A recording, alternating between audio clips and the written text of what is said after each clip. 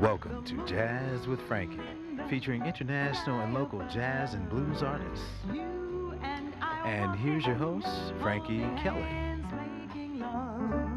The night is young, you and I are free.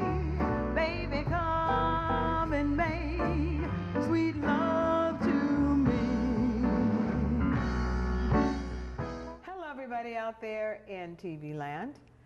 Welcome to Jazz with Frankye. I am your host, Frankye Kelly, and we are here at Floyd Pelham's 57th Street Gallery in Oakland, California, in the Temescal district. It's on 57th and Telegraph. I have been so privileged to have met and known some wonderful musicians. I feel that the musicians in the Bay Area are some of the best in the world. And today, I have a wonderful tenor, is it alto saxophone player, Mr. Melvin Butts. Thank you. Thank you so You're the much. player. How you doing? Doing great, and I'm especially so honored to be here finally. I think we've been trying to hook get up you to make this happen, and boy, what a great honor and privilege to be here finally. It's an honor and privilege to have you here, because you are such a wonderful musician. You play the alto, right? And the soprano. And the soprano. Flute, and and I'm creeping into the bass clarinet. Oh my, the bass clarinet. Oh yeah. Oh, that'd be fun. Yeah, trying to explore another voice, you know, to see where it's needed. Okay. And especially with vocalists, you know, Okay. kind of really come in handy when you got a little special effects you're trying to create. That's true, because I've It's a worked challenge, with, though. Yeah, It's I've a worked with you. challenge. You Yeah. are a wonderful, wonderful accompanist. Thank you. Thank you so much. Yeah. So what makes you, you know, what's the choices? How do you choose the horns that you play, the woodwinds that you play? Well, first of all, alto is my mainstay. Alto, so I'm kind of with alto mostly all the time. Every now and then I feel like I want to explore and create more colors, you know, depends on who I'm playing with. Like say if I'm playing with you, I might bring, with your shows, I'm very excited to bring along my soprano saxophone. Yeah, I love that. My flute. I haven't brought you my bass clarinet yet, but that's okay. But mostly up here on Monday nights, and I'm generally straight ahead with the alto saxophone. Okay, that's straight ahead jazz. Okay. Yeah. Because you don't have any voices actually when you're doing your thing. Right. Okay. And I'm fortunate to say that 57th Street here is hosting some great musicians that I'm in a company with. So everyone is very competitive, not competitive with each other, but competitive with the music. Oh yeah. Which give us a great opportunity to explore and evolve and really be in a very, very creative mode. It really is. Yeah, I it's really, very nice. I Yeah. like this. I like this venue. Yeah. They're going to be talking about this venue all over the world. It's to me one of the best venues that's come along. Wow. Mr. Pelham, in my opinion, has given us a lot of creativity, space for room for creativity, and you host the Monday night. It's a Monday night. Tell us about it. Yeah, it's a Monday night session. I think I've been involved with it maybe going on about 9 months. Okay, that's a long time.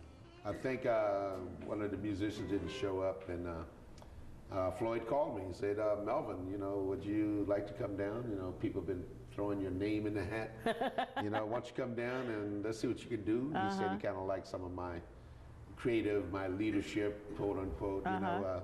You're very good at that. And you think that I'll be able to be very effective here, and I'm happy to say that you have been. I've been more excited than he has. Oh wow! Because this is truly a great reservoir of great creative music that music can explore. I think it's starting to become the center of gravity for jazz artists in the Bay Area, especially Oakland Bay Area. It is. So you know, whereas you can't go to the high-end places or low-end places, this is kind of right in the middle of the road, and it's open. Floyd has created it so that it's open to all the local musicians. To all the musicians. Everybody is very excited to be here. But not even local. Like when people come from out of town, one of our guys who's been here for forever, like Babatunde Lee, when he goes out and tours and comes out this way, so here he good. is. He comes right down here. Like his home to him. He says, oh, let me go to my home, see That's how right. my folks are That's doing. right. So many of them that do that, and I really appreciate that. Absolutely. Well, let's talk a little bit more about you, Mr. Melvin Butts. How long have you been playing? Woo! You had to ask that one, didn't you? You don't have to tell me in years. Did you start when you were a kid? Yeah. Or okay, just you Actually, started when you were a kid. Technically, I'm kind of a late bloomer. Okay, that's You know, all right. I think if you start playing at 17, 18, 16, 19, 17, yeah. 18, that's kind of late technically for being a prodigy for great music, you know, or to really learn that music. But to be honest with you, I never, even though I loved the music at that time, I never thought that I would ever evolve to be The great musician that you are. You are. musician, because you know, when you look at jazz artists, especially when I did from the perspective where I seen it, you know, you look at a musicians just performing, they're so comfortable, they're so cool, so relaxed. But so are you. Yeah. Well, the secret is we don't see what they do behind closed doors and what they do behind the scenes. When you see them behind the scenes, they're working so hard to develop their craft and what they do, the money that's spent, the time that's spent. And that made me realize the reality of this music. For it to happen, you got to do a lot of work. You got to do wood shedding. Yes. You got to invest. You know. So I was very fortunate to go to City College. I was self-taught first. I started on trumpet. Wow, I never would have known that. Trumpet. Okay. I really loved that trumpet because my dad, I came from a school, my background. My dad belonged to the church. I was in the church.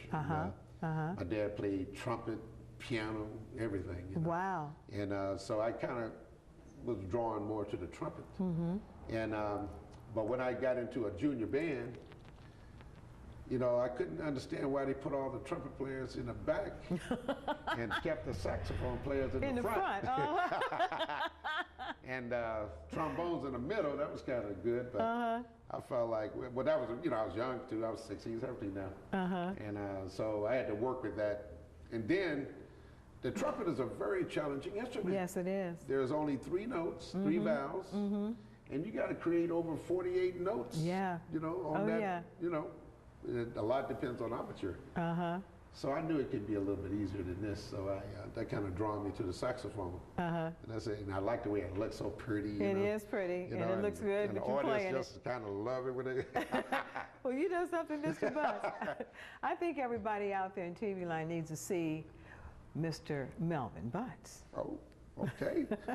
Well, you know, I think I've arrived. I think I arrived where I'm fairly competent improviser and got a fairly good concept of where the music is going. Let's take a look at Mr. Melvin Butts. Oh,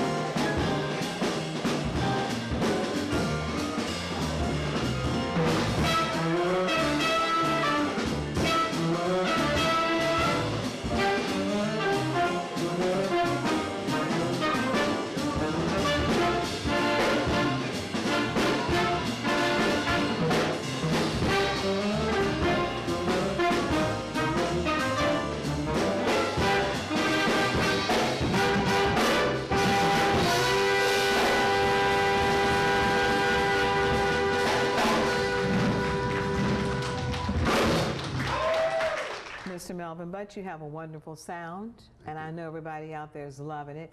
People seem to be attracted more so to the saxophones. I don't know why. Maybe it's because it sounds more like a voice. I don't know. But I love the way that you play. Now, Thank you so much. tell me some of the things that attracted you to the saxophone. Great question. I was previously telling you about my trumpet relationship. Right. And why I kind of made the transition from the trumpet to the saxophone. Okay. I kind of gave a little commercial, talk about in terms of, it seems like the audience seemed to love the saxophone more. But even deeper than that, my spirit was being drawn to that. Because one thing about the trumpet compared to the saxophone, the trumpet is kind of, even though you can always hear the personalities on the trumpet, but not as, I can say, the grandeur of personality that you can hear on the saxophone. Saxophone seem to has a greater range for developing a lot of personality or emotion when you're trying to really describe and express yourself, and especially working with jazz music. It's very expressive, emotional music, and I felt like personally that the saxophone would be my vehicle in order to express myself more, because of the fact that you can bend notes. Yeah. You can squeak, you can holler, you can bark, you can cry, you can laugh. Yes. Okay. And I see a lot of trumpet players try that, but boy, it's kind of hard for them to do. It's just a little different, and I thought that, different technique, but it doesn't technique. sound the same as the saxophones do. Wow. So that, and here I am going on almost over 30-something odd years. Playing the saxophone. And I love it. I play all of them, but I mainly love this alto. You love the alto best. I love the alto too. It has it's close to my voice in my opinion. It's close to my voice. That alto saxophone. I like that.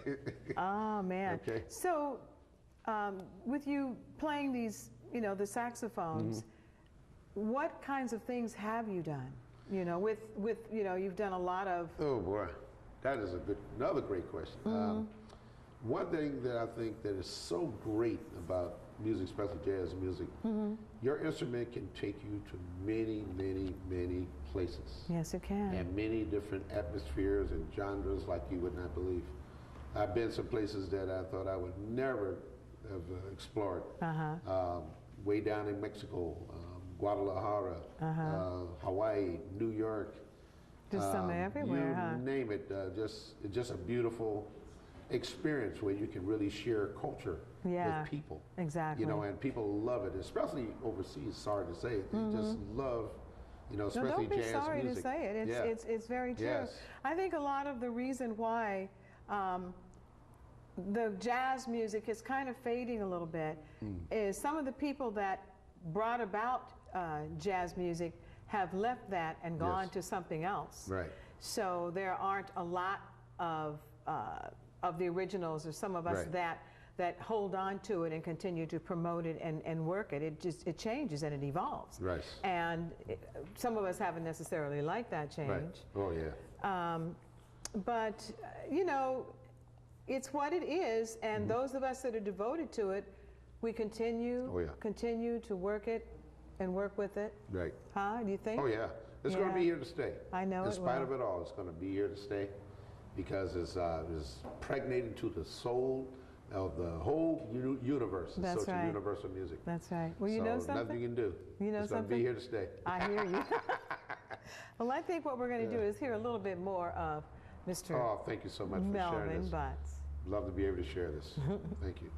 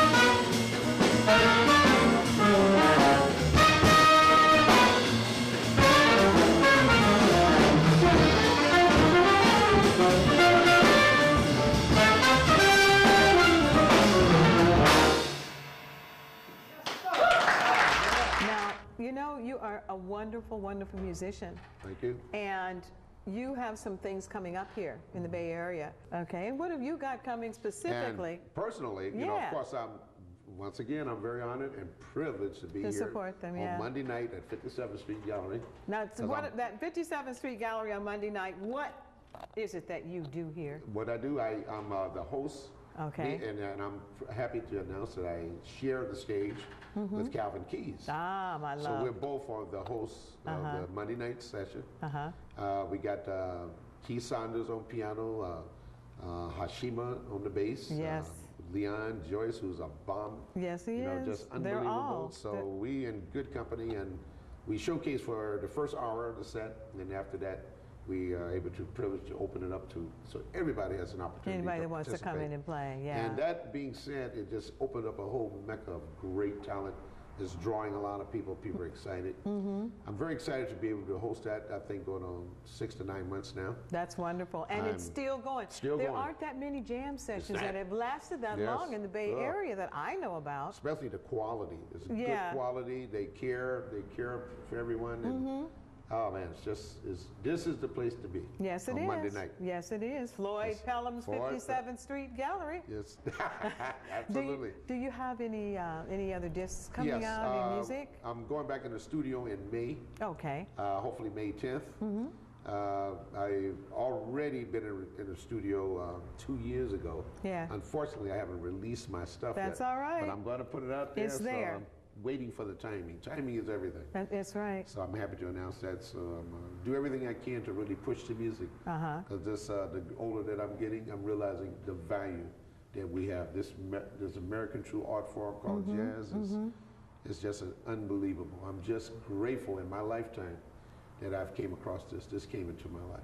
Well, that was your mission for world peace, wasn't it? Yes, I believe it's my mission for world peace as well. I like that one. And I'll tell you something. I can't wait for more people to come and build this 57th, because, I mean, sometimes you can't get in the door. Get in the door. You know, it's that. But the more people that come, the more people will come, and the more it'll become known, and the music spreads. Oh, yes. Yeah. And that's what it takes, you know, to make this a happening place. And like I said, to me, this is going to be the center of gravity for jazz music in the whole Bay Area. There you go. We're attracting already a lot of people who are checking us out from San Francisco. That's right. They're coming and now over. they're trying to do the same thing, but that's okay. It's all good. We're sharing. We're sharing. Well, I love it here. I love coming here, and I'm very, very happy that you have decided to come and grace us with your presence here at 57th Street Gallery on the Jazz with Frankye show. Thank you. Your disc that's coming out, we'll be looking for that. You don't have a name yet, but you're just still compiling and working? Right. Okay. Yes. And I'm using a few singers, but emphasis on the music as well. So, I'm going to be at the Golden Gate Library August 5th. Okay. And I'm really going to have a real big band, a three-horn with a rhythm section with another vocalist, new vocalist coming from Ghana named Kwama. Oh, nice. So I'm going to showcase her talents. Okay. She's very excited about that because this is also going to help spread the music all over in Africa, the continent of Africa. There you go. There you go. She's literally an ambassador, so I'm happy to mention her, if I may. And, other than that, and I'm looking forward to reappearing once again with the Frankye Kelly Band. You will. I love what we did at the, love working with at the jazz school. You know. Yeah, I love working with you. So you're the best. Thank you. I don't care what they say. Thank you. I know. You know what? Whatever they say, I'm doing the best I can.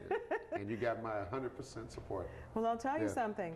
I'm very happy to have had you here. Thank you so much. much. I want everybody out there to please come and join us next week for another Jazz with Frankye.